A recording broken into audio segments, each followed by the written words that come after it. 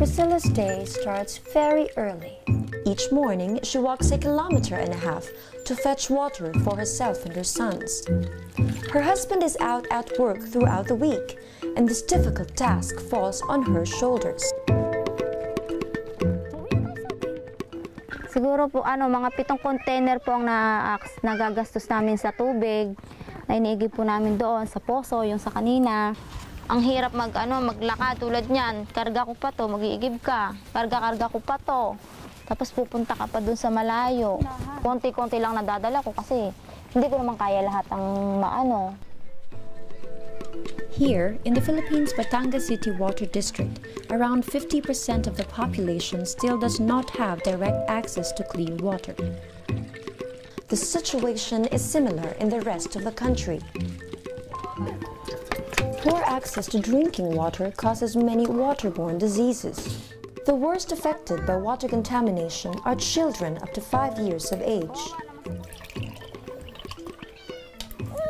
Kaya mahirap din talaga yung wala kang kasiguraduhang malinis na tubig. Ang kadalasan itong bunso kasi nadedi pa siya.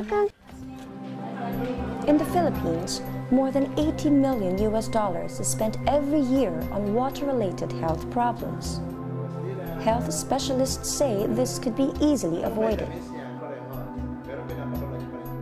Yung sitwasyon ng tubig galing from deep well. Pero minsan nga, kapag tag-ulan, siyempre nakakontaminate yan, doon nagkakaroon ng problema, kaya doon nagkakaroon ng mga mikrobyo, yung mga tubig na iniinom. Pero kaya doon ang kahalagahan ng isang household, dapat may isang malinis at regular na supply ng tubig. To help the government address this issue, researchers from the Center for Research and Communication of University of Asia and the Pacific, with the support of Global Development Network, have conducted a policy simulation exercise to find self-sustainable ways of financing the expansion of the water coverage in Batangas. The study is part of GDN's project on strengthening institutions to improve public expenditure accountability. To address the principal issue of very large unserved population, the government has to enforce the mandate of the water districts to provide access to potable water to the regions. According to research, Batangas City water districts are the most viable structures to achieve the goal of the project, which is to have the number of its households that do not have access to water.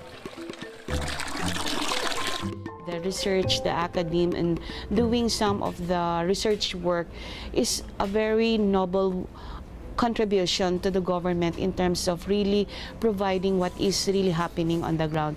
And whatever is the stories or the results that being documented will help us reflect and help the government come up with a good interventions in the future in water industry.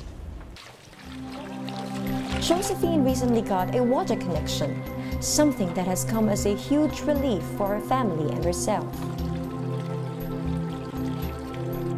Yun po ang aking masasabi sa buhay namin sa ngayon na masarap po yung tubig ay narito na po sa aming tabi ng bahay. Dahil hindi na po kami lalayo ng pagkuha ng inumin at ng panluto at saka sa paglalaba po.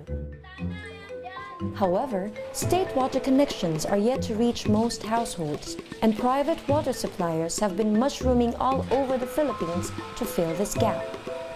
But the clean water supplied by private players comes at a higher price.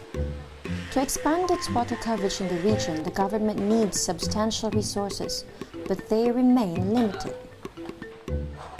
PPP, or public partnership, is an answer.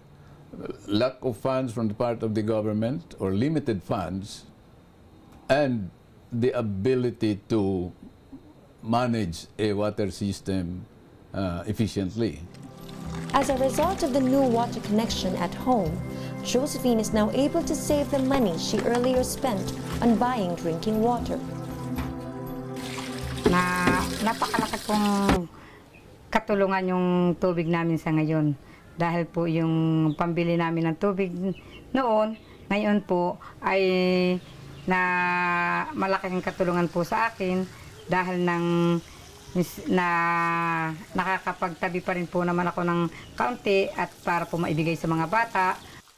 It's really a part of life. If you have no water, you can do away without light or without electricity, but water is essential.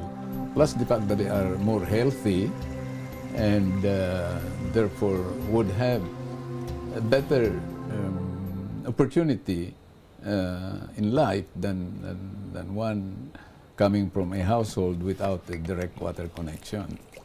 A better opportunity in life. That is what Priscilla wishes for her sons.